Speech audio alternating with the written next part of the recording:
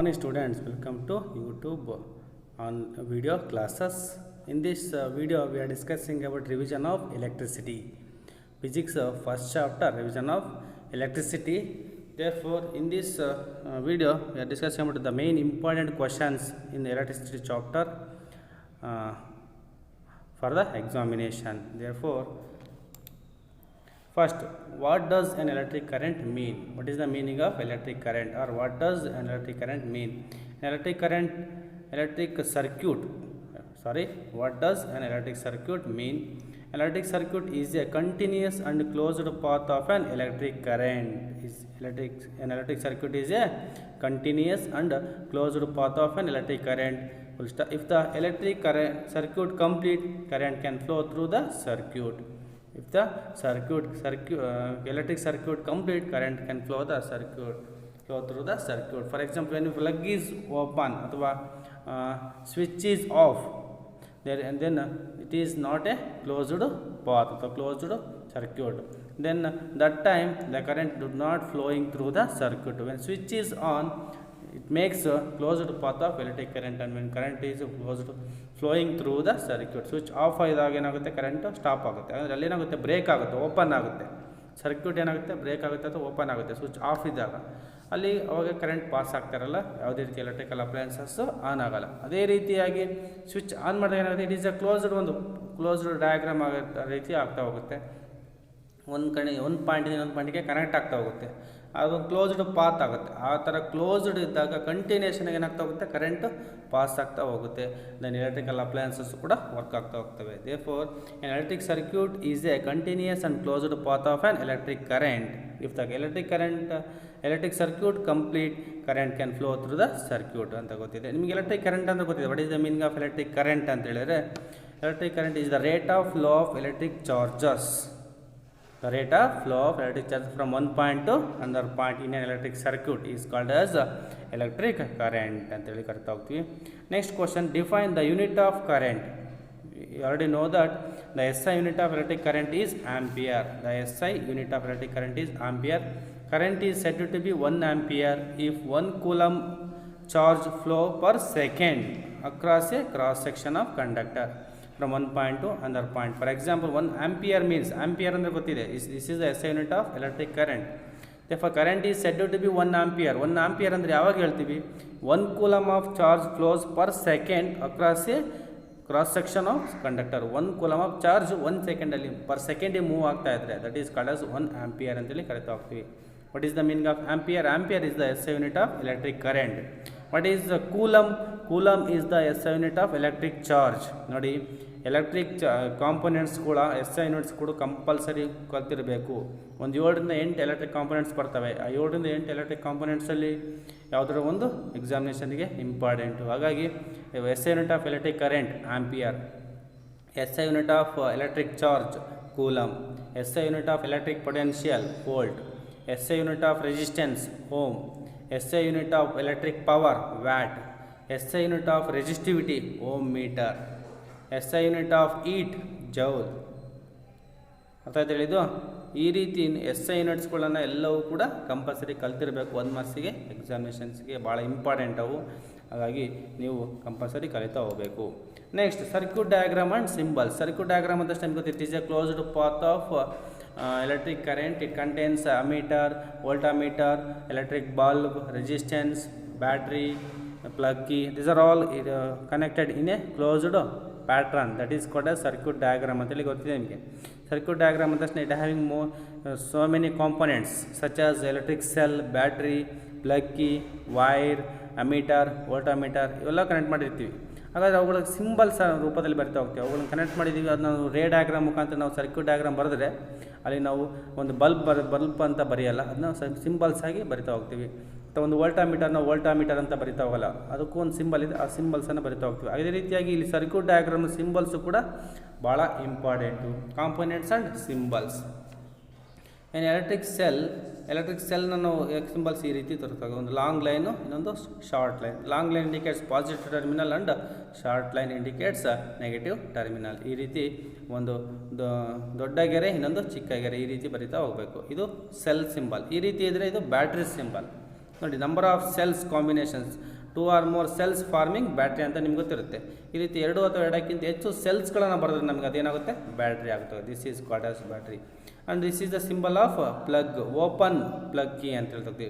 ಇಲ್ಲಿ ಡಾಟ್ ಇಲ್ಲ ಅಂತ ಹೇಳಿದ್ರೆ ಓಪನ್, ಡಾಟ್ ಇತ್ತು ಅಂದರೆ ಕ್ಲೋಸ್ ಆಗಿದೆ ಅಂತೇಳಿ, ಸ್ವಿಚ್ ಕ್ಲೋಸ್ ಆಗಿದೆ ಅಥವಾ ಪ್ಲಗ್ ಕೀ ಓಪನ್ ಕ್ಲೋಸ್ ಆಗಿದೆ ಅಂತೇಳಿ. This is the symbol of plug key. And this is the symbol of wire joint. ಈ ವೈರು ಜಾಯಿಂಟ್ ಮಾಡಿದ್ದೀವಿ ಅಂತೇಳಿ ಈ ರೀತಿ ಡಾಟ್ ಆಡಿದರೆ ದಿಸ್ ಈಸ್ ವೈರ್ ಜಾಯಿಂಟ್. ಅಂದರೆ ಈ ವೈರಿಗೂ ಮೇಲೆ ಇನ್ಸುಲೇಟೆಡ್ ರ್ಯಾಪರ್ ಇರುತ್ತೆ ನೋಡಿ, ಆ ರ್ಯಾಪರನ್ನು ತೆಗೆದುಬಿಟ್ಟು ಕನೆಕ್ಟ್ ಮಾಡಿದ್ದೀವಿ ಅಂತೇಳಿ ಅರ್ಥ. ಈ ಥರ ಸಿಂಬಲ್ ವೈರನ್ನು ಜಾಯಿಂಟ್ ಮಾಡಿದ್ದೀವಿ ಅಂತೇಳಿ. ನೆಕ್ಸ್ಟ್ ನೋಡಿ ವೈರ್ ಕ್ರಾಸಿಂಗ್ ವಿತೌಟ್ ಜಾಯ್ನಿಂಗ್. ಒಂದಕ್ಕೊಂದು ವೈರ್ ಮೇಲೆ ಕ್ರಾಸ್ ಆಗಿರುತ್ತೆ ಹೊರತು ಯಾವುದೇ ರೀತಿ ಜಾಯ್ನಿಂಗ್ ಇರಲ್ಲ. ಆ ಥರ ಇದ್ದಾಗ ಸಿಂಬಲ್ ಈ ರೀತಿ ಬರಿತಾ ಹೋಗ್ತೀವಿ ನೋಡಿ, ಈ ರೀತಿ ಇರುತ್ತೆ. ಈ ರೀತಿ ಸಿಂಬಲ್ ಇದ್ದರೆ ಈ ವೈರಿಗೂ ಯಾವುದೇ ರೀತಿಯ ಕನೆಕ್ಷನ್ ಇಲ್ಲ, ಬಟ್ ಅದರ ಮೇಲೆ ಕ್ರಾಸ್ ಆಗೋಗಿದೆ ಅಂತೇಳಿ ಗೊತ್ತಿರಬೇಕು. ಎಲೆಕ್ಟ್ರಿಕ್ ಬಲ್ಬ್ ಸಿಂಬಲ್ ಈ ರೀತಿ ಇರುತ್ತೆ ನೋಡಿ. ರೆಸಿಸ್ಟೆನ್ಸ್ ಸಿಂಬಲ್ ಈ ರೀತಿ ಡಾಟ್ ಬರಿತಾ ಹೋದರೆ ಇದು ರೆಸಿಸ್ಟೆನ್ಸ್ ಸಿಂಬಲ್.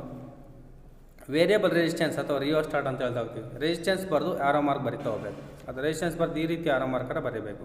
ಇದು ವೇರಿಯಬಲ್ ರೆಸಿಸ್ಟೆನ್ಸ್ ಅಂದರೆ ನಮಗೆ ರೆಸಿಸ್ಟೆನ್ಸನ್ನು ಎಷ್ಟಕ್ಕೆ ಬೇಕಷ್ಟಕ್ಕೆ ಅಡ್ಜಸ್ಟ್ ಮಾಡ್ಕೋಬೋದು. ಈ ಥರ ಇದ್ದರೆ ರೆಸಿಸ್ಟೆನ್ಸು ಎಷ್ಟು ಇರುತ್ತೆ, ಕೆಪಾಸಿಟಿ ಎಷ್ಟು ಓಮ್ ಇರುತ್ತೋ ಅಷ್ಟೇ, ಅದನ್ನ ವೇರಿಯಬಲ್ ಮಾಡ್ಕೊಳಕ್ಕೆ ಬರಲ್ಲ. ಬಟ್ ಇಲ್ಲಿ ರಿಯೋಸ್ಟಾಟ್ ಯೂಸ್ ಮಾಡಿದ್ರೆ ನಮಗೆ ರೆಸಿಸ್ಟೆನ್ಸ್ ಎಷ್ಟು ಬೇಕೋ ಅಷ್ಟು ನಾವು ಕಡಿಮೆ ಮಾಡ್ಬೋದು ಅಥವಾ ಜಾಸ್ತಿ ಮಾಡ್ತಾ ಹೋಗ್ಬೋದು. ಅದನ್ನು ನಾವು ವೇರಿಯಬಲ್ ರೆಸಿಸ್ಟೆನ್ಸ್ ಅಥವಾ ರಿಯೋಸ್ಟಾಟ್ ಅಂತೇಳಿ ಕರಿತಾ ಹೋಗ್ತೀವಿ. ನೆಕ್ಸ್ಟ್ ಅಮೀಟರ್ ಸಿಂಬಲ್ ಈ ರೀತಿ ಇರುತ್ತೆ. ಎ ಅಂತ ಬರೀಬೇಕು, ಪ್ಲಸ್ಸು ಮೈನಸ್ಸು, ಪಾಸಿಟಿವ್ ಟರ್ಮಿನಲ್ ಮತ್ತು ನೆಗೆಟಿವ್ ಟರ್ಮಿನಲ್ ಯಾವ ಕಡೆ ಕನೆಕ್ಟ್ ಮಾಡಿದ್ದೀವಿ ಅಂತೇಳಿ ಬರಿತಾ ಹೋಗಬೇಕು. ಎ ಅಂತ ಇದ್ದರೆ ಅಮೀಟರ್, ವಿ ಅಂತ ಇದ್ದರೆ ವೋಲ್ಟಾಮೀಟರ್, ಜಿ ಅಂತ ಇದ್ದರೆ ಗ್ಯಾಲ್ನೋಮೀಟರ್. ಈ ರೀತಿ ಸಿಂಬಲ್ಸ್ಗಳನ್ನು ಕಂಪಲ್ಸರಿ ನೋಡ್ಕೊಳ್ಬೇಕು. 12 ಕಾಂಪೊನೆಂಟ್ಸ್ಗಳ ಸಿಂಬಲ್ಸನ್ನು ಹೇಳಿದ್ದೀನಿ. 12ರಲ್ಲಿ ಯಾವಾದರೂ ಎಕ್ಸಾಮಿನೇಷನ್ ಕೇಳ್ತಾನೆ ಇರ್ತಾರೆ, ಹಾಗಾಗಿ ಇಂಪಾರ್ಟೆಂಟು ಇವು ಕೂಡ, ಹಾಗಾಗಿ ನೀವು ಕಲಿತಾ ಹೋಗಬೇಕು. Next, what is resistance? Write its SI unit. Next question is what is resistance? Write its SI unit. The property of conductor to resist the flow of electric current in an electric circuit is called resistance ಅಂತ ಹೇಳಿ ಕರಿತಾ ಹೋಗ್ತೀವಿ. ಇಲ್ಲಿ current ಅಂತ ಬರೀಬಾರ್ದು, circuit ಅಂತ ಬರೀಬೇಕು. ಏನು ಹೇಳಿದು? The property of conductor to resist the flow of electric current. Resist means oppose ಮಾಡೋದು, oppose the flow of electric current through them ಅಂತಲೂ ಕೂಡ ಹೇಳ್ತಾ ಹೋಗ್ಬೋದು. ಅಂದರೆ ಒಂದು ಕಂಡಕ್ಟರ್ ಮೂಲಕ ಎಲೆಕ್ಟ್ರಿಕ್ ಕರೆಂಟು ಒಂದು ಪಾಯಿಂಟಿಂದ ಒಂದು ಪಾಯಿಂಟಿಗೆ ಫ್ಲೋ ಆಗ್ತಾ ಇರುತ್ತೆ ಅಂತ ನಿಮ್ಗೆ ಗೊತ್ತಿದೆ. ಆ ಫ್ಲೋಯಿಂಗನ್ನು ಇದು ಅಪೋಸ್ ಮಾಡ್ತಾ ಇರ್ತಕ್ಕಂಥ ಒಂದು ಗುಣ ಇದೆಯಲ್ಲ, ಅದಕ್ಕೆ ನಾವೇನು ಕರಿತೀವಿ ರೆಸಿಸ್ಟೆನ್ಸ್ ಅಂತೇಳಿ ಕರಿತಾ ಹೋಗ್ತೀವಿ. ಯಾವುದೋ ಒಂದು ಕಂಡಕ್ಟರ್ಗೆ ಒಂದು ಗುಣ ಇರುತ್ತೆ, ಏನು ಮಾಡುತ್ತೆ, ಅದರ ಮೂಲಕ ಒಂದು ಕಂಡಕ್ಟರ್ ಮೂಲಕ ವಿದ್ಯುತ್ ಪಾಸ್ ಆಗುವುದನ್ನು ಅಪೋಸ್ ಮಾಡ್ತಾ ಇರುತ್ತೆ. ಆ ಒಂದು ಅಪೋಸ್ ಮಾಡ್ತಕ್ಕಂಥ ಒಂದು ಗುಣಕ್ಕೆ ನಾವು ರೆಸಿಸ್ಟೆನ್ಸ್ ಅಂತೇಳಿ ಕರಿತಾ ಹೋಗ್ತೀವಿ. ಅದನ್ನೇ ಹೇಳ್ತಾ ಹೋಗ್ಬೇಕು. The property of conductor to resist the flow of electric current in an electric circuit is called resistance ಅಂತೇಳಿ ಕರಿತಾ ಹೋಗ್ತೀವಿ. The SI unit of resistance is ohm. ಅಂತೇಳಿ ಕರಿತಾ ಹೋಗಬೇಕು. ಅರ್ಥ ಆಯ್ತು ಹೇಳಿದ್ದು. Next, on what factors does the resistance of a conductor depends. Resistance ಅಂದರೆ ಗೊತ್ತಾಯಿತು, ಅದರ SI ಯೂನಿಟ್ ಗೊತ್ತಾಯಿತು. ಹಾಗಾದರೆ ಆ ಒಂದು ರೆಸಿಸ್ಟೆನ್ಸ್ ಆಫ್ ದ ಕಂಡಕ್ಟರ್ ಯಾವ್ಯಾವ ಅಂಶಗಳ ಮೇಲೆ ಡಿಪೆಂಡ್ ಆಗಿರುತ್ತೆ? What are the factors which depends on the resistance of the conductor? There are 4 factors which depends on the resistance of the conductor. The resistance of a conductor depends on, first one, length of a conductor. When length of the conductor is increased, the resistance of the conductor is also increases. Understand? First one is length of conductor. When the length of the conductor is increased, then resistance of the conductor is also increased. The length of the conductor is decreased, the resistance of the conductor is also decreased. Therefore, the resistance of the conductor is directly proportional to length of the conductor ಅಂತ ಹೇಳ್ತಾ ಹೋಗ್ತೀವಿ. Second one, area of cross section. Area of cross section is increased, then the resistance of the conductor is decreased, inversely proportional ಅಂತ ಹೇಳ್ತೀವಿ. Resistance of the conductor is inversely proportional to area of cross section ಅಂತ ಹೇಳ್ತಾ ಹೋಗ್ತೀವಿ. ಹಾಗಾಗಿ second point area of cross section. And third point temperature ಕೂಡ resistance ಮೇಲೆ depend ಆಗಿರುತ್ತೆ. Resistance temperature ಮೇಲೆ ಡಿಪೆಂಡ್ ಆಗುತ್ತೆ. ಟೆಂಪರೇಚರ್ ವೇರಿಯೇಷನ್ ಆದಂಗೆ ರೆಸಿಸ್ಟೆನ್ಸು ಕೂಡ ವೇರಿಯೇಷನ್ ಆಗ್ತಾ ಹೋಗುತ್ತೆ. Nature of material used to make conductor. Nature of the material is also depends on resistance of the conductor is also depends on nature of the material, because you already know that so many metals, iron, nichrome, aluminum, silver, copper, these are having different resistance power. Resistance having the lowest resistance power, and compared to copper having good electricity, conductor of electricity, and aluminum is also good conductor of electricity, but compared to copper and aluminum, copper having lowest resistance power. ಈಗ resistance increase ಆಗ್ತಾ ಹೋದಂಗೆಲ್ಲ ಏನಾಗುತ್ತೆ ಅಂದರೆ loss of electric energy ಏನಾಗ್ತದೆ, loss ಆಗ್ತಾ ಹೋಗುತ್ತೆ. ಹಾಗಾಗಿ resistance ಕಡಿಮೆ ಇದ್ದಷ್ಟು ನಮಗೆ ಹೆಲ್ಪ್ ಆಗ್ತಾ ಹೋಗುತ್ತೆ. ಹಾಗಾಗಿ ಅತ್ಯಂತ ಕಡಿಮೆ ಇರೋದು silver, but silver high cost ಇರೋದ್ರಿಂದ ನಾವು ಸಿಲ್ವರ್ ಬಳಕೆ ಮಾಡಲ್ಲ, ನಾವು ಹೆಚ್ಚಾಗಿ ಬಳಕೆ ಮಾಡ್ತಕ್ಕಂಥದ್ದು ಕಾಪರು ಮತ್ತು ಹಾಗಾಗಿ ಒಂದೊಂದು ಮೆಟಲ್ ಒಂದೊಂದು ರೀತಿಯ ರೆಸಿಸ್ಟೆನ್ಸನ್ನು ಹೊಂದಿರ್ತವೆ. ಹಾಗಾಗಿ the resistance of conductor is depends on nature of material use to make conductor ಅಂತೇಳಿ ಹೇಳ್ತಾ ಹೋಗ್ತೀವಿ. ಹಾಗಾದರೆ ಇಲ್ಲಿ ಮೇನ್ 4 ಪಾಯಿಂಟ್ಸ್ ಬರ್ತಾ ಹೋಗುತ್ತೆ. The factors, the resistance of conductor which depends on length of conductor, area of cross section, temperature, nature of material use to make conductor. These are the 4 factors does the resistance of conductor depends ಅಂತೇಳಿ ಕರಿತಾ ಹೋಗ್ತೀವಿ. ಅರ್ಥ ಆಯ್ತು ಹೇಳಿದ್ದು. Next the important one is Ohm's law. Ohm's law explains the relationship between voltage, current and resistance. Ohm's law explain the relationship between voltage, potential difference ಅಂತೇಳಿ ಕೂಡ ಕರಿತಾ ಹೋಗ್ತೀವಿ, and current, electric current and resistance. ಈ ಮೂರಕ್ಕೂ ಇರತಕ್ಕಂಥ ಒಂದು ರಿಲೇಷನನ್ನು explain ಮಾಡ್ತಕ್ಕಂಥದ್ದೇ Ohm's. Used by electricians, automotive technicians and stereo installers. ಹಾಗಾಗಿ Ohm's law is very very important. State Ohm's law ಅಂತೇಳಿ ಕೂಡ ಕೇಳ್ತಾ ಹೋಗ್ತಾರೆ. Ohm's law states that the statement of Ohm's law is at constant temperature the current flowing through a conductor is directly proportional to the potential difference across its end. At constant temperature, the current flowing through a conductor is directly proportional to potential difference across its end is the statement of Ohm's law. This is very very important statement. ಎಲ್ಲರೂ ಕೂಡ compulsory ಕಲಿಬೇಕಾಗಿರುತ್ತೆ. According to Ohm's law, V is directly proportional to I ಅಂತ ಕೂಡ ಹೇಳ್ತೀವಿ. ಅಥವಾ potential difference is directly proportional to current flowing through it ಅಂತ ಕೂಡ ಹೇಳ್ತಾ ಹೋಗ್ತೀವಿ. V is equal to R into I. R ಅನ್ನೋದೇನು? Resistance constant. R is constant resistance of the conductor ಅಂತ ಹೇಳ್ತಕ್ಕೋತೀವಿ. Therefore, V is equal to Ri ಅಥವಾ V is equal to IR is the mathematical form of Ohm's law. Ohm's law the mathematical form ಏನಂದರೆ V is equal to Ri ಅಥವಾ V is equal to IR ಅಂತೇಳಿ ಕರಿತಾ ಹೋಗ್ತೀವಿ. Statement Ohm's law ಅಂತ ಕೇಳಿದರೆ statement ಬರೆದು ಈ ಒಂದು ಎರಡು V is directly proportional to I, V is equal to I R ಅಥವಾ ಆರ್ ಐ ಅಂತೇಳಿ ಬರೀಬೇಕಾಗಿರುತ್ತೆ. ಇದಿಷ್ಟು ಓಮ್ಸ್ ಲಾ. ಆ್ಯಂಡ್ ಆಲ್ಸೋ ಈ ಒಂದು ಫಾರ್ಮುಲಾ ನಾವು ಮಾಡಿಫೈ ಮಾಡ್ತಾ ಹೋಗ್ಬೋದು. ಇಲ್ಲಿ 3 ವೇರಿಯಬಲ್ ಬರುತ್ತೆ, ಒಂದು ವೋಲ್ಟೇಜು, ಇನ್ನೊಂದು ರೆಸಿಸ್ಟೆನ್ಸ್, ಇನ್ನೊಂದು ಕರೆಂಟು. ನೋಡಿ, ಕರೆಂಟ್ ಬೇಕಾದರೆ ವಿ ಬೈ ಆರ್ ಅಂತೇಳಿ ಬರ್ಕೊಳ್ಬೋದು. ಇದೇ ಫಾರ್ಮುಲಾವನ್ನು ನಾವು ಚೇಂಜ್ ಮಾಡ್ಕೊಂಡಾಗ I is equal to V by R ಆಗುತ್ತೆ. Similarly current I is equal to V by R ಅಂತ ಗೊತ್ತಾಯಿತು. ಅಥವಾ ನಮಗೆ ಆರ್ ಬೇಕಂದರೆ ವಿ ಬೈ ಐ ಅಂತೇಳಿ ಕೂಡ ಬರ್ಕೊಳ್ಬೋದು. ಇಲ್ಲಿ 3 ಬೇರೆ ವಿ ಬೇಕಂದರೆ ಆರ್ ಇಂಟು ಐ ಅಂತ ಮಲ್ಟಿಪ್ಲೈ ಮಾಡ್ತಾ ಹೋಗ್ತೀರಾ, ಐ ಬೇಕಂದರೆ ವಿ ಬೈ ಆರ್ ಅಂತ ಬರ್ಕೊಳ್ತೀರಾ, ಆರ್ ಬೇಕಂದರೆ ವಿ ಬೈ ಐ ಅಂತೇಳಿ ಕೂಡ ಫಾರ್ಮುಲಾ ಬರ್ಕೊಂಡು ನಾವು ವ್ಯಾಲ್ಯೂಸನ್ನು ಕಂಡುಹಿಡ್ತಾ ಹೋಗ್ಬೋದು. But this is the relationship between voltage, resistance and current ಅಂತೇಳಿ ಗೊತ್ತಿರಬೇಕು. Therefore, the current is directly proportional to potential difference. Electric current is directly proportional to potential difference. The current is inversely proportional to resistance. The current is inversely proportional to resistance. Ivedu points related to Ohm's law. After telidu, Ohm's law states that at constant temperature, the current flowing through a conductor is directly proportional to potential difference across its end. V is directly proportional to I, or V is equal to Ri ಅಂತೇಳಿ ಹೇಳ್ತಾ ಹೋಗ್ತೀವಿ. Next, another one is, what are the advantages of connecting electrical devices in parallel with the battery instead of connecting them in series? ನಿಮಗೆ ಈಗ already parallel circuit ಮತ್ತು series ಸರ್ಕ್ಯೂಟನ್ನು ಗೊತ್ತಿದೆ ನಿಮಗೆ. ನೋಡಿ, ಅದು ಕೂಡ ಸ್ಕಿಮ್ಯಾಟಿಕ್ ಡಯಾಗ್ರಾಮ್ ಭಾಳ important. Write the schematic diagram of parallel circuit containing 3 resistors, a ammeter, a voltameter, a plug key ಅಂತ ಕೇಳ್ತಾ ಹೋಗ್ತಾರೆ. ಅವಾಗ ನಿಮ್ಗೆ ಪ್ಯಾರಲಲ್ ಸರ್ಕ್ಯೂಟು ಮತ್ತು ಸೀರೀಸ್ ಸರ್ಕ್ಯೂಟು ಗೊತ್ತಿರಲಿ, ಡಯಾಗ್ರಾಮ್ ಬರೆಯೋದು. ಒಂದು ಕೆಳಗೆ ಒಂದು ಬರಿತಾ ಹೋದರೆ ಅದು ಪ್ಯಾರಲಲ್, ಒಂದು ಪಕ್ಕ ಬರಿತಾ ಹೋದರೆ ಸೀರೀಸ್ ಗೊತ್ತಿರಲಿ. ಹಾಗಾದರೆ what is the advantages of connecting electrical devices in parallel with battery instead of connecting them in series? ಹಾಗಾದರೆ ಪ್ಯಾರಲಲ್ ಸರ್ಕ್ಯೂಟನ್ನ ಅಡ್ವಾಂಟೇಜಸ್ ಏನು? ಯಾಕೆ ನಾವು ಸೀರೀಸ್ ಸರ್ಕ್ಯೂಟ್ ಕನೆಕ್ಟ್ ಮಾಡಲ್ಲ? ನಾವು ಈಗ ಇಂಡಸ್ಟ್ರೀಸ್ಗಳಾಗಿರ್ಬೋದು, ಮನೆಗಳಾಗಿರ್ಬೋದು, ಡೊಮೆಸ್ಟಿಕ್ ಸರ್ಕ್ಯೂಟ್ ಆಗಿರ್ಬೋದು, almost all they are connected in parallel circuit. What is the advantages of parallel circuit instead of series circuit? ನಾವು parallel ಸರ್ಕ್ಯೂಟನ್ನೇ use ಮಾಡ್ತೀವಿ, ಸೀರೀಸ್ ಸರ್ಕ್ಯೂಟ್ ಯಾಕೆ ಯೂಸ್ ಮಾಡಲ್ಲ ಹೆಚ್ಚಾಗಿ ಅಂತ ಹೇಳಿದ್ರೆ ಅದರ ಅಡ್ವಾಂಟೇಜಸ್ ಹೇಳಿದ್ರೆ ಈ ಥರ ಪಾಯಿಂಟ್ ಬರಿತಾ ಹೋಗಬೇಕು. Advantage of connecting electrical devices in parallel with a battery are as follows. Voltage across each connecting electrical device is same and device take current as per its resistance.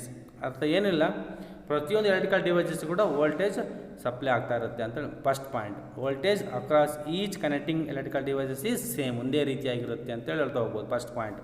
Second, separate on or off switches can be applied across each device. ಪ್ರತಿಯೊಂದು devices ಕೂಡ ನಾವು on off ಸ್ವಿಚ್ಚನ್ನು ಸಪ್ರೇಟಾಗಿ connect ಮಾಡ್ತಾ ಹೋಗ್ಬೋದು. ನಿಮ್ಮ ಮನೆಗಳಲ್ಲಿ connect ಮಾಡಿರ್ತೀರಪ್ಪ, ರೂಮಲ್ಲಿರೋ ಒಂದು ಲೈಟಿಗೆ ಬಲ್ಪಿಗೆ ಒಂದು ಸಪ್ರೇಟ್ ಸ್ವಿಚ್ ಆನ್ ಮಾಡಿರ್ತೀರ, ಹಾಲಲ್ಲಿರೋ ಒಂದು ಲೈಟಿಗೆ ಸಪ್ರೇಟ್ ಸ್ವಿಚ್ ಮಾಡಿರ್ತೀರ, ಕಿಚನ್ ರೂಮಲ್ಲಿರ್ತಕ್ಕಂಥ ಒಂದು ಲೈಟಿಗೆ separate switch on and off ಮಾಡಿರ್ತೀರ, ಮತ್ತು ಟೆಲಿವಿಷನ್ಗೆ ಬೇರೆ, ಫ್ಯಾನಿಗೆ ಬೇರೆ, ಈ ರೀತಿ ಸಪ್ರೇಟ್ ಸ್ವಿಚಸ್ಗಳನ್ನು ಮಾಡ್ತಾ ಹೋಗ್ಬೋದು ಪ್ಯಾರಲಲ್ ಆದರೆ. ಹಾಗಾಗಿ separate on and of switches can be applied across each device ಅಂತ ಹೇಳ್ತಾ ಹೋಗ್ತೀವಿ. Next third point, the important point is total resistance in parallel circuit decreases. ಇಲ್ಲಿ ರೆಸಿಸ್ಟೆನ್ಸ್ ಏನಾಗ್ತಾ ಹೋಗುತ್ತೆ, ಪ್ಯಾರಲಲ್ ಸರ್ಕ್ಯೂಟಲ್ಲಿ ಡಿಕ್ರೀಸ್ ಆಗ್ತಾ ಹೋಗುತ್ತೆ. ರೆಸಿಸ್ಟೆನ್ಸ್ ಡಿಕ್ರೀಸ್ ಆಗ್ತಾ ಹೋದಂಗಿಲ್ಲ ಏನು ಬೆನಿಫಿಟ್ಟು, ನಮಗೆ ಅವಾಗ ಕರೆಂಟು ಸೇವ್ ಆಗುತ್ತೆ, ಕರೆಂಟ್ ಲಾಸ್ ಆಗಲ್ಲ, ಅದು ಸೇವ್ ಆಗ್ತಾ ಹೋಗುತ್ತೆ. ಹಾಗಾಗಿ total resistance in parallel circuit decrease ಇಷ್ಟು ಬರ್ತದೆ ಸಾಕು. Hence a great current may be drawn from cell. ಅಂದರೆ ಅವಾಗ ನಮಗೆ ಸಂಪೂರ್ಣವಾಗಿ ಬ್ಯಾಟ್ರಿಯಿಂದ ಎಷ್ಟು ವೋಲ್ಟೇಜ್ ಕರೆಂಟ್ ಇರುತ್ತೋ ಅಷ್ಟನ್ನು ನಾವು ಡಿವೈಸಸ್ಸಿಗೆ ಕೊಡ್ಬೋದು ಅನ್ನೋದು ಅರ್ಥ. ಹಾಗಾಗಿ total resistance in parallel circuit decreases ಅಂತ ಬರೆದು okay. Next, if one electrical device is damaged, ಯಾವುದಾದ್ರು ಒಂದು ಎಲೆಕ್ಟ್ರಿಕಲ್ ಡಿವೈಸ್ ಡ್ಯಾಮೇಜ್ ಆದ ಅಂದರೆ then other device continue to work properly. ಆದರೆ ಅದರ್ ಡಿವೈಸಸ್ ತನ್ನ ಕೆಲಸವನ್ನು ಮಾಡ್ತಾ ಇರುತ್ತೆ. ಫಾರ್ ಎಕ್ಸಾಂಪಲ್ ನೋಡಿರ್ಬೋದು, ನೀವು ಸೀರಿಯಲ್ ಸೆಟ್ ಕೂಡ ಅವೆಲ್ಲ ಹಾಕ್ಬೇಕಾದ್ರೆ ನೋಡಿರ್ತೀರ, ಅಲ್ಲಿ ಒಂದು ಬಲ್ಪ್ ಏನಾರು ಬರೋ ಇಡೀ ಆ ಒಂದು ಲೆಂತ್ ಇರ್ತಕ್ಕಂಥ ಸರನೇ ಲೈಟ್ಗಳು ಆಫ್ ಆಗಿರ್ತವೆ, ಯಾಕಂದರೆ ಅಲ್ಲಿ ಸೀರೀಸ್ ಕನೆಕ್ಟ್ ಮಾಡಿರ್ತಾರೆ. ಬಟ್ ಪ್ಯಾರಲಲ್ ಆಗಾದ್ರೆ ಹಂಗಲ್ಲ, ಯಾವುದಾದ್ರೂ ಒಂದು ಬಲ್ಪ್ ಏನಾದರೂ ಬರ್ನ್ ಆಯ್ತಪ್ಪ ಅಂದರೆ ಇನ್ನು ಉಳಿದಂಥ ರಿಮೈನಿಂಗ್ ಬಲ್ಪ್ಗಳು ತನ್ನಿಷ್ಟಕ್ಕೆ ವರ್ಕ್ ಮಾಡ್ತಾ ಇರ್ತವೆ. ಫಾರ್ ಎಕ್ಸಾಂಪಲ್ ನೋಡಿ ಬಂದು ಮನೆಗಳಲ್ಲಿ ನಾವು ಪ್ಯಾರಲಲ್ ಕನೆಕ್ಟ್ ಮಾಡಿರ್ತೀವಿ, ಏನಾಗುತ್ತಪ್ಪ ಅಂದರೆ ಯಾವುದೋ ಒಂದು ರೂಮಲ್ಲಿ ಇರ್ತಕ್ಕಂಥ ಬಲ್ಬ್ ಬರ್ನ್ ಆಗಿದೆ, ಅದು ಡ್ಯಾಮೇಜ್ ಆಗಿದೆ, ಅದು ವರ್ಕ್ ಆಗ್ತಾಯಿಲ್ಲ ಅಂತ ಸ್ಟಾಪ್ ಆದರೆ ಉಳಿದ ಮನೆಗಳಲ್ಲಿರ್ತಕ್ಕಂಥ ಎಲ್ಲ ಸ್ಟಾಪ್ ಆಗ್ತಾವ? ಇಲ್ಲ. ಅವು ಇನ್ನು ಉಳಿದಂಥ ಬಲ್ಬ್ಗಳಾಗಿರ್ಬೋದು, ಎಲೆಕ್ಟ್ರಿಕಲ್ ಕಾಂಪೊನೆಂಟ್ಸ್ ಆಗಿರ್ಬೋದು, ತನ್ನ ವರ್ಕ್ ಮಾಡ್ತಾ ಇರ್ತದೆ ತಾನೆ. ಹಾಗಾಗಿ that is the one of the advantages of electrical parallel circuit. ಸೀರೀಸಲ್ಲಿ ಹಂಗಾಗಲ್ಲ. ಯಾವುದಾದ್ರು ಒಂದು ಡ್ಯಾಮೇಜ್ ಆಯ್ತಪ್ಪ ಅಂದರೆ ಅಲ್ಲಿಂದ ಮುಂದಕ್ಕೆ ಇರ್ತಕ್ಕಂಥ ಎಲ್ಲ ಡಿವೈಸಸ್ಗಳು ಏನಾಗ್ತಕ್ಕಂಥ ಅವು ಕೂಡ ಸ್ಟಾಪ್ ಆಗ್ತವೆ, ಅದು ಸೀರೀಸಲ್ಲಿ ಆದರೆ. ಬಟ್ ಪ್ಯಾರಲಲ್ ಆದರೆ ಹಂಗಾಗಲ್ಲ, ಯಾವುದಾದ್ರು ಒಂದು ವರ್ಕ್ ಸ್ಟಾಪ್ ಆಯಿತು ಅಂದರೆ ಉಳಿದಂಥ ರಿಮೈನಿಂಗ್ ತನ್ನ ಕೆಲಸಗಳನ್ನು ಮಾಡ್ತಾ ಇರ್ತವೆ ಅಂತೇಳಿ ಹೇಳ್ತಾ ಹೋಗ್ತೀವಿ. Therefore these are the 4 points advantages of connecting electrical devices in parallel ಸರ್ಕ್ಯೂಟ್ನ ಅಡ್ವಾಂಟೇಜಸ್. ಅರ್ಥ ಆಯ್ತಾ? First point is voltage across each connecting electrical device is same ಅಂತ ಬರೀರಿ, first one. Second one is separate on and of switches can be applied across each device. Third one is the total resistance in parallel circuit decreases. Fourth one is if one electrical device is damaged then other devices continue to work properly. These are the 4 advantages of electrical devices in parallel circuit with battery. Therefore, next question is, why are coils of electrical toasters and electric irons made of an alloy rather than a pure metal? ನೋಡಿರ್ಬೋದು ನೀವು ಟೋಸ್ಟರಲ್ಲಿ ಮತ್ತು electric iron ನೋಡಿದ್ರಲ್ಲ, ಅಲ್ಲಿ ನಾವು ಮೆಟಲನ್ನು use ಮಾಡಲ್ಲ, alloy use ಮಾಡ್ತೀವಿ. Alloy ಅಂದರೆ ಮಿಶ್ರ ಲೋಹ ಅಂತ ಹೇಳ್ತೀವಿ. 2 or more metals combine to form a alloy ಅಂತ ಗೊತ್ತಿರುತ್ತೆ ನಿಮಗೆ. ಯಾಕೆ ಅಂದರೆ coil of electric toaster and electric irons are made of an alloy due to the following reasons. First one is resistivity of an alloy is generally higher than that of pure metal. Pure ಮೆಟಲ್ಗಿಂತ ಅಲಾಯಿನ ಒಂದು resistivity ಜಾಸ್ತಿ ಇರುತ್ತೆ.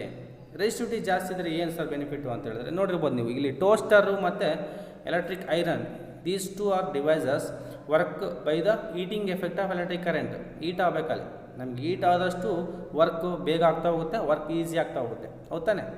Work ಬೇಗ heat ಆದಷ್ಟು ನಮ್ಗೆ ಬೇಗ iron ಮಾಡ್ಕೋಬೋದು, ಬೇಗ ಹೀಟ್ ಆದಷ್ಟು ನಾವು ಟೋಸ್ಟರ್ ಮಾಡ್ಕೋಬೋದು. ಹಾಗಾಗಿ ಅಲ್ಲಿ ಹೀಟ್ ಬೇಗ ಆಗಬೇಕನ್ನೋ ಉದ್ದೇಶಕ್ಕೆ ನಾವು ಪ್ಯೂರ್ ಮೆಟಲ್ ಬೇಗ ಹೀಟ್ ಆಗೋಲ್ಲ. ಅದೇ ನಾವು ಅಲಾಯನ ಯೂಸ್ ಮಾಡಿದರೆ ರೆಸಿಸ್ಟಿವಿಟಿ ಜಾಸ್ತಿ ಇರುತ್ತೆ. ರೆಸಿಸ್ಟಿವಿಟಿ ಜಾಸ್ತಿ ಆದರೆ ಅದು ಏನಾಗುತ್ತೆ, ಬೇಗ ಹೀಟನ್ನು ಪ್ರೊಡ್ಯೂಸ್ ಮಾಡುತ್ತೆ ಅಂತೇಳಿ ಗೊತ್ತಾಗುತ್ತೆ. ಹಾಗಾಗಿ resistivity of an alloy is generally higher than that of pure metal. Pure ಮೆಟಲ್ಗಿಂತ ಅಲಾಯ್ನ ರೆಸಿಸ್ಟಿವಿಟಿ ಜಾಸ್ತಿ ಇರುತ್ತೆ ಅಂತ ಹೇಳ್ತಾ ಹೋಗ್ತೀವಿ. At high temperature an alloy does not oxidise readily. High ಟೆಂಪ್ರೇಚರ್ಲಿ alloy does not oxidise readily, hence coil of an alloy has longer life. ಅಂದರೆ alloy ಏನಾಗುತ್ತೆ, ಹೈ ಟೆಂಪ್ರೇಚರ್ ಇದ್ರೂ ಕೂಡ ಯಾವುದೇ ರೀತಿಯ ಮೆಲ್ಟಿಂಗ್ ಆಗೋದಾಗಿರ್ಬೋದು ಅಥವಾ ಡ್ಯಾಮೇಜ್ ಆಗೋದಾಗಿರ್ಬೋದು ಆಗಲ್ಲ. ಅದು ಪ್ಯೂರ್ ಮೆಟಲ್ಗಿಂತ ಒಂದು ಕೆಪಾಸಿಟಿ ಇರುತ್ತೆ. ಹಾಗಾಗಿ ಅದನ್ನು ನಾವು ಯೂಸ್ ಮಾಡ್ತಾ ಹೋಗ್ತೀವಿ. ಟೋಸ್ಟರ್ಗಳಲ್ಲಿ ಮತ್ತು ಎಲೆಕ್ಟ್ರಿಕ್ ಐರನ್ಗಳಲ್ಲಿ ನಾವು ಅಲಾಯ್ ಯೂಸ್ ಮಾಡೋ ಉದ್ದೇಶನೇ ರೆಸಿಸ್ಟಿವಿಟಿ ಜಾಸ್ತಿ ಇರುತ್ತೆ ಅನ್ನೋ ಉದ್ದೇಶಕ್ಕೆ. ಹಾಗೆ 2 ಪಾಯಿಂಟ್ ಬರೀಬೇಕು. ಏನು? Resistivity of an alloy is generally higher than the pure metal. At high temperature on alloy does not oxidise rarely. Hence coil of an alloy as a longer life. ಅವುಗಳ longer life ದೀರ್ಘಕಾಲ ಬಾಳಿಕೆ ಬರುತ್ತೆ ಅನ್ನೋ ಉದ್ದೇಶಕ್ಕೆ ನಾವು ಅಲಾಯನ್ನು use ಮಾಡ್ತಾ ಹೋಗ್ತೀವಿ. What is the electric energy? Next one is electric energy ಅಥವಾ ಎಲೆಕ್ಟ್ರಿಕ್ ಪವರ್ ಅಂತ ಹೇಳ್ತಾ ಹೋಗ್ತೀವಿ. What is the meaning of electric power? Electric energy means electric power. H=I²RT gives the, ಇದು ಒಂದು ಫಾರ್ಮುಲಾ ನಿಮ್ಗೆ ಗೊತ್ತಿಲ್ಲ, ಇದನ್ನ ಜೌಲ್ಸ್ ಲಾ ಅಂತೇಳಿ ಕರಿತಾ ಹೋಗ್ತೀವಿ. ನೆಕ್ಸ್ಟ್ ಹೇಳ್ತಾ ಹೋಗ್ತೀನಿ. ವಾಟ್ ಈಸ್ ಎಲೆಕ್ಟ್ರಿಕ್ ಪವರ್ ಅಂತ ಕೇಳಿದರೆ ನೀವು ಸಿಂಪಲ್ ಬರೀಬೇಕು, the rate at which electric energy is consumed ಅಂತ ಹೇಳ್ಬಿಡಿ. Consumed in an electric circuit. ಒಂದು ಎಲೆಕ್ಟ್ರಿಕ್ ಸರ್ಕ್ಯೂಟಲ್ಲಿ ಎಷ್ಟು ಪ್ರಮಾಣದ ಎಲೆಕ್ಟ್ರಿಕ್ ಎನರ್ಜಿ ಯೂಸ್ ಆಗಿದೆ, ಬಳಕೆ ಆಗಿರ್ತಕ್ಕಂಥ ಎಲೆಕ್ಟ್ರಿಕ್ ಎನರ್ಜಿ, ಎಲೆಕ್ಟ್ರಿಕ್ ಕರೆಂಟ್ನ ಒಂದು ಅಳತೆಯನ್ನು ನಾವು ಎಲೆಕ್ಟ್ರಿಕ್ ಎನರ್ಜಿ ಅಥವಾ ಎಲೆಕ್ಟ್ರಿಕ್ ಪವರ್ ಅಂತೇಳಿ ಕರಿತಾ ಹೋಗ್ತೀವಿ. ಅರ್ಥ ಆಯ್ತು ಹೇಳಿದ್ದು? The rate at which electric energy is consumed in an electric circuit is called as electric power. The electric power can be denoted by the letter P. Then formula to find the electric power is P = VI. Or P = I²R ಅಂತೇಳಿ. I2R ಅಲ್ಲ, ಇದು I²R ಅಂತೇಳಿ. ಅಥವಾ ಇದು V²/R ಅಂತೇಳಿ 3 formula ಬರುತ್ತೆ. P = VI ಒಂದು, P = I²R ಅನ್ನೋದು ಎರಡನೇದು, ದೆನ್ P = V²/R. ಇವನ್ನೇ ಫಾರ್ಮುಲಾವನ್ನು ನಾವು ಚೇಂಜ್ ಮಾಡ್ತಾ ಹೋಗ್ತೀವಿ. These are the 3 formula to find the electric energy or electric power. The SI unit of electric power is watt. W ಇಂದ denote ಮಾಡ್ತಾ ಹೋಗ್ತೀವಿ. The SI unit of electric power is watt. ಅರ್ಥ ತಿಳಿದು? What is the electric power? The rate at which electric energy is consumed in an electric circuit is called as electric power. The SI unit of electric power is watt and the formula to find the electric power is P = VI. Second one is P = I²R and third one is P = V²/R. These are the 3 formulas to find the electric energy. अगर electric power ಮೇಲೆ ಒಂದು problem ಇದೆ ನೋಡಿ. An electric bulb is connected to a 220 volt generator. The current is 0.50 ampere. What is the power of bulb? Power current ತಗೋಬೇಕು. Electric bulb is connected to a 220 volt generator. Voltage ಕೊಟ್ಟಿದ್ದಾರೆ 220 volt. The current is 0.50 ampere. 0.50 ampere current ಕೊಟ್ಟಿದ್ದಾರೆ. ಪವರನ್ನು calculate ಮಾಡ್ತಾ ಹೋಗಬೇಕು. Therefore ನಾವು potential difference V given ಬರ್ಕೊಳ್ತಾ ಹೋಗಬೇಕು. V = 220 volt. Then current ಕೊಟ್ಟಿದ್ದಾರೆ 0.5 ಆಂಪಿಯರ್. ಕರೆಂಟ್ I ಅನ್ನು ಡಿನೋಟ್ ಮಾಡ್ತಾ ಹೋಗ್ತೀವಿ. I = 0.5 ampere. ಇದು ಪೊಟೆನ್ಷಿಯಲ್ ಡಿಫ್ರೆನ್ಸನ್ನು V ಇಂದ ಡಿನೋಟ್ ಮಾಡ್ತಾ ಹೋಗ್ತೀವಿ. ಎಲೆಕ್ಟ್ರಿಕ್ ಕರೆಂಟನ್ನು I ಇಂದ ಡಿನೋಟ್ ಮಾಡ್ತಾ ಹೋಗ್ತೀವಿ. V = 220 volt. I = 0.5 ampere. Given ಬರ್ಕೊಂಡ್ರೆ ಏನು ಕ್ಯಾಲ್ಕುಲೇಟ್ ಮಾಡಬೇಕು? ಇಲ್ಲಿ ಪವರ್ನ ಕ್ಯಾಲ್ಕುಲೇಟ್ ಮಾಡ್ತಾ ಹೋಗಬೇಕು. P = ಇಲ್ಲಿ V ಗೊತ್ತಿದೆ, I ಗೊತ್ತಿದೆ. ಯಾವ ಫಾರ್ಮುಲಾ ಯೂಸ್ ಮಾಡ್ಬೋದು ನೋಡಿ? P ಗೊತ್ತಿದ್ದು, V ಗೊತ್ತಿದೆ, I ಗೊತ್ತಿದ್ದಾಗ P = VI ಫಾರ್ಮುಲಾ ಯೂಸ್ ಮಾಡ್ಬೋದಾ? ಹಾಗಾಗಿ power is called potential difference into current. ಅಂದರೆ P = VI ಫಾರ್ಮುಲಾವನ್ನು ಯೂಸ್ ಮಾಡ್ತಾ ಹೋಗ್ತೀರಾ. ದೆನ್ P = V ಎಷ್ಟಿದೆ? 220 into I 0.5. Then 220 into 0.5 can be written as 5/10 ಅಂತ ಬರ್ಕೊಳ್ಬೋದಾ? ಇಂಟು 10 ಮಾಡ್ತೀವಿ, /10 ಮಾಡಬೇಕು. ದೆನ್ 5/10 ಆಗುತ್ತೆ. 10 ಕ್ಯಾನ್ಸಲ್ ಆಯಿತು. 22 ಇಂಟು 5 ಉಳಿದೆ. 22 ಇಂಟು 5 ಮಲ್ಟಿಪ್ಲೈ ಮಾಡಿದಾಗ 110 ಬರುತ್ತೆ. ದೆನ್ ಫಾರ್ ವ್ಯಾಟ್ ಅಂತ ಬರೀಬೇಕು. ಬರೀ 110 ಅಂತ ಬರೆದ್ರೆ ರಾಂಗ್. ಅದಕ್ಕೆ SI ಯೂನಿಟ್ಸ್ ಬರಿತಾ ಹೋಗಬೇಕು. ಇಲ್ಲಿ ನಾವು ಫೈಂಡ್ ಔಟ್ ಮಾಡಿರೋದು ಏನು? ಪವರ್ನ ಯೂನಿಟ್ ಏನು? Watt. Therefore P = 110 watt. Power of the bulb is 110 watt ಅಂತೇಳಿ ಬರಿತಾ ಹೋಗಬೇಕು. Next question is heating effect of electric current. The another one is heating effect of electric current. What is heating effect of electric current antali important. When electricity passes through a high resistance wire like a nichrome wire, the resistance wire becomes very hot and produces heat. This is called as heating effect of electric current. ನಿಮಗೆ already ಗೊತ್ತಿರುವ ಹಾಗೆ when an electric current is flowing through the conductor, it produces 3 effects. It produces heat around the conductor and it acts as a magnet. Understand? It changes the chemical change effect of electric current ಅಂತ 3 ರೀತಿ effect ನೋಡಿರ್ತೀರ. ಹಂಗೆ heating effect of electric current ಕೂಡ one of the effect of electric current. When an electric current is flowing through the conductor, it produces heat. That is called as heating effect of electric current ಅಂತ ನಮ್ಗೆ ಗೊತ್ತಿದೆ. ಅದೇ ರೀತಿಯಾಗಿ when electricity passes through a high resistance wire, that is alloy ಅಂತ ಹೇಳ್ತಾ ಹೋಗ್ತೀವಿ. Like nichrome is wire is the alloy wire. The resistance wire becomes very hot and produces heat. This is called as heating effect of electric current ಅಂತೇಳಿ ಕರಿತಾ ಹೋಗ್ತೀವಿ. ಇದಕ್ಕೊಂದು formula ಇದೆ, H is equal to I square R T ಅಂತೇಳಿ ಕರಿತಾ ಹೋಗ್ತೀವಿ. H is equal to I square R T. ಅದನ್ನು next ಹೇಳ್ತೀನಿ, ಜೌಲ್ಸ್ ಲಾ ಅಂತೇಳಿ. ನೋಡಿ, compute the heat generated while transforming. ಇದಕ್ಕಿಂತ ಮುಂಚೆ ಫಸ್ಟ್ ಜೌಲ್ಸ್ ಲಾ ತಿಳ್ಕೊಂಬಿಡಿ. ಜೌಲ್ಸ್ ಲಾ ಅಂತಂದರೆ the heat is produced in a wire is directly proportional to square of the current, resistance and time taken for current passed through the conductor. This is the statement of Joule's law. Very very important. ನೀವು ಈಗ formula ಜ್ಞಾಪಿಟ್ಕೊಂಡ್ಬಿಟ್ರೆ ಇದನ್ನು ಈಸಿಯಾಗಿ ಬರೀಬೋದು. H is equal to I square RT ಅಂತೇಳಿ. H is equal to ಇಲ್ಲಿದೆ ನೋಡಿ formula, H is equal to I square RT ಅಂತೇಳಿದು. H is equal to I square RT ಅಂತ ಜ್ಞಾಪಿಟ್ಕೊಂಡ್ಬಿಟ್ರೆ ನೀವು statement ಬರೀಬೋದು. H ಅಂದ್ರೆ heat. Heat is produced in a wire is directly proportional to I square ಅಂತಿದೆ, ಅಂದರೆ square of the current. I ಅಂದರೆ current, square ಅಂದರೆ square ಮಾಡಬೇಕು, square of the current. R ಅಂದರೆ ರೆಸಿಸ್ಟೆನ್ಸ್, ಟಿ ಅಂದರೆ ಟೈಮ್ ಟೇಕನ್. ಏನು ಬರೀಬೇಕು?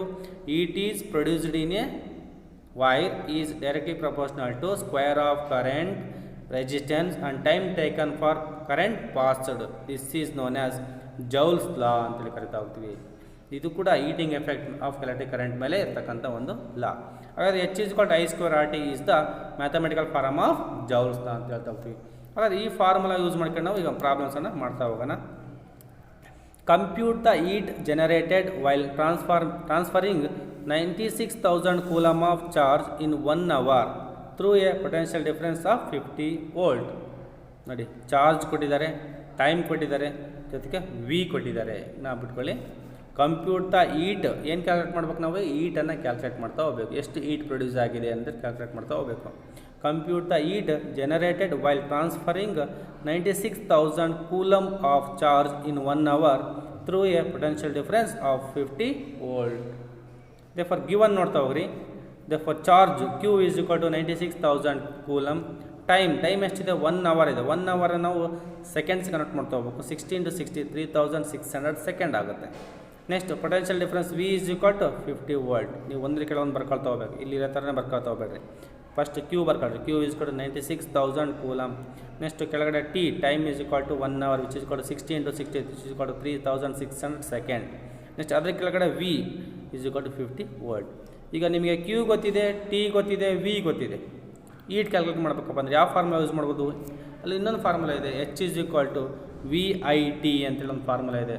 ಈಟ್ ಪ್ರೊಡ್ಯೂಸ್ಡ್ ಅಥವಾ heat generated H is equal to V I T ಅಂತ ಫಾರ್ಮುಲಾ ಬರ್ಕೋಬೇಕು. V I T then V I T, I into T ಅನ್ನು ನಾವು ಕ್ಯೂ ಅಂತೇಳಿ ಬರ್ಕೊಳ್ಬೋದು. The product of electric current for time taken, I into T ಅನ್ನು ನಾವೆಂತ ಬರ್ಕೋಬೋದು? Q ಅಂತೇಳಿ ಬರ್ಕೊಳ್ಬೋದು. ಆಗ ಏನು ಆಗುತ್ತೆ formula? H is equal to V into Q ಅಂತ ಫಾರ್ಮುಲಾ ಆಗುತ್ತೆ. ನೆಕ್ಸ್ಟ್ ಅದ್ರ ಕೆಳಗಡೆ ಸಬ್ಸ್ಟಿಟ್ಯೂಟ್ ಮಾಡ್ತಾ ಹೋಗ್ರಿ. ವಿ ಎಷ್ಟಿದೆ? 50 ಇದೆ. ಇಂಟು ಕ್ಯೂ ಎಷ್ಟಿದೆ? 96,000 ಇದೆ. ಮಲ್ಟಿಪ್ಲೈ ಮಾಡಿದ್ರೆ ಎಷ್ಟು ಬರುತ್ತಪ್ಪ ಅಂದರೆ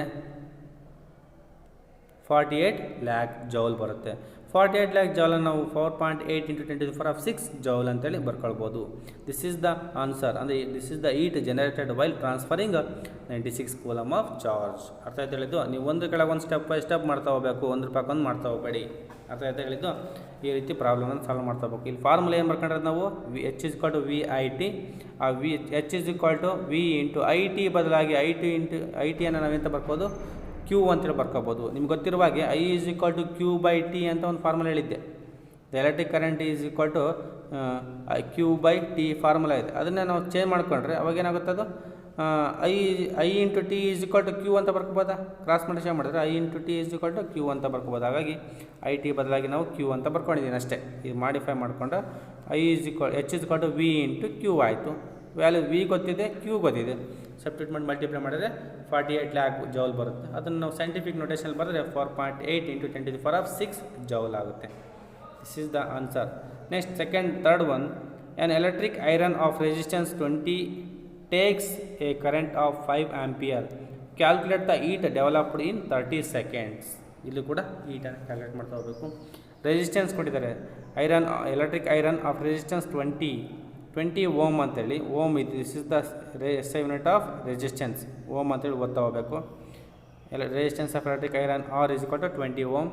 ಕರೆಂಟ್ ಕೊಟ್ಟಿದ್ದಾರೆ, current is equal to 5 ampere. A ಅಂತಿದ್ರೆ ಅದು ಕರೆಂಟ್ ಅಂತ ಗೊತ್ತಿರುತ್ತೆ, ಆಂಪಿಯರ್ ಅಂತ ಹೇಳ್ತಾ ಹೋಗ್ತೀವಿ. Ampere is the SI unit of electric current. Current ಕೊಟ್ಟಿದ್ದಾರೆ 5 ಆಂಪಿಯರ್. ಆ್ಯಂಡ್ ಟೈಮ್ ಎಷ್ಟಿದೆ? 30 ಸೆಕೆಂಡ್ ಇದೆ. 30 ಸೆಕೆಂಡ್ ಕೊಟ್ಟಿದ್ದಾರೆ. ಇದರಲ್ಲಿ ಡೈರೆಕ್ಟಾಗಿ ಟೈಮ್ ಸೆಕೆಂಡಲ್ಲಿ ಇರೋದ್ರಿಂದ ನಾವೇನು ಕನ್ವರ್ಟ್ ಮಾಡೋ ಅವಶ್ಯಕತೆ ಇಲ್ಲ. ನೀನು ಇಲ್ಲೂ ಕೂಡ ನಾನು ಏನು ಹೇಳಿದೆ ಒಂದು ಕೆಳಗೆ ಒಂದು ಬರ್ಕೊಂತ ಹೋಗ್ಬೇಕು. ಫಸ್ಟ್ R = 20 Ω ಬರ್ಕೊಳ್ಬೇಕು. ನೆಕ್ಸ್ಟ್ I = 5 ಆಂಪಿಯರ್ ಅಂತ ಬರ್ಕೋಬೇಕು. ನೆಕ್ಸ್ಟ್ T = 30 ಸೆಕೆಂಡ್ ಅಂತ ಬರ್ಕೊಳ್ಬೇಕು. ನೆಕ್ಸ್ಟ್ ಏನು ಕ್ಯಾಲ್ಕುಲೇಟ್ ಮಾಡಬೇಕು ಈಟ್, ಆಗ H = I² RT ಫಾರ್ಮುಲಾ ಬರ್ಕೋಬೇಕು. ನೆಕ್ಸ್ಟ್ ಸ್ಟೆಪ್ಪಲ್ಲಿ H = I² RT. Next substitute ಮಾಡ್ತಾ ಹೋಗಬೇಕು. ನೆಕ್ಸ್ಟ್ ಸ್ಟೆಪ್ಪಲ್ಲಿ I² ಅಂದರೆ 5² × 20 × 30 ಸಬ್ಸ್ಟಿಟ್ಯೂಟ್ ಮಾಡ್ತಾ ಹೋಗ್ರಿ. 5² ಅಂದರೆ 25 × 20 × 30 ಮಲ್ಟಿಪ್ಲೈ ಮಾಡಿದ್ರೆ 15,000 ಜೌಲ್ ಬರುತ್ತೆ. This is the heat generated in 30 seconds. ಅಂತ ಹೇಳಿದ್ದು ಈ ರೀತಿ ನೀವು ಸ್ಟೆಪ್ ಬೈ ಸ್ಟೆಪ್ ಒಂದು ಕೆಳಗೊಂದು ಬರೀತಾ ಹೋಗ್ರಿ, ಸಾಲ್ವ್ ಮಾಡ್ತಾ ಹೋಗಬೇಕು. ಜೌಲ್ಸ್ ಆಗುತ್ತೆ ಅಂತ ಹೇಳಿದ್ದು ಇದಿಷ್ಟು ಈ ಒಂದು ವಿಡಿಯೋದಲ್ಲಿ ಕಲಿತಂಥ ವಿಷಯಗಳು. ಇಷ್ಟು ವಿಷಯಗಳನ್ನು ನೀವು ಕ್ಲಿಯರಾಗಿ ಕಲಿತಾ ಹೋಗಬೇಕು. ಇಷ್ಟು ಕ್ವಶನ್ಸ್, ಈ ಇಂಪಾರ್ಟೆಂಟ್ ಕ್ವಶನ್ಸ್ಗಳು ಇವು ಎಕ್ಸಾಮಿನೇಷನ್ಗೆ ಅಥವಾ ಎಲ್ಲದಕ್ಕೂ ಕೂಡ ಪ್ರಿಪೇಟ್ರಿಗೆ ಪ್ರತಿಯೊಂದು ಕೂಡ ಇಂಪಾರ್ಟೆಂಟ್ ಕ್ವಶನ್ಸ್ ಇವನ್ನೆಲ್ಲರೂ ಕೂಡ ಪರ್ಫೆಕ್ಟ್ ಆಗಬೇಕು. ಜೊತೆಗೆ ಸ್ಕೀಮ್ಯಾಟಿಕ್ ಡಯಾಗ್ರಾಮ್ ಇದೆ, ಪ್ಯಾರಲಲ್ ಸರ್ಕ್ಯೂಟು ಮತ್ತು resistance in series and resistance in parallel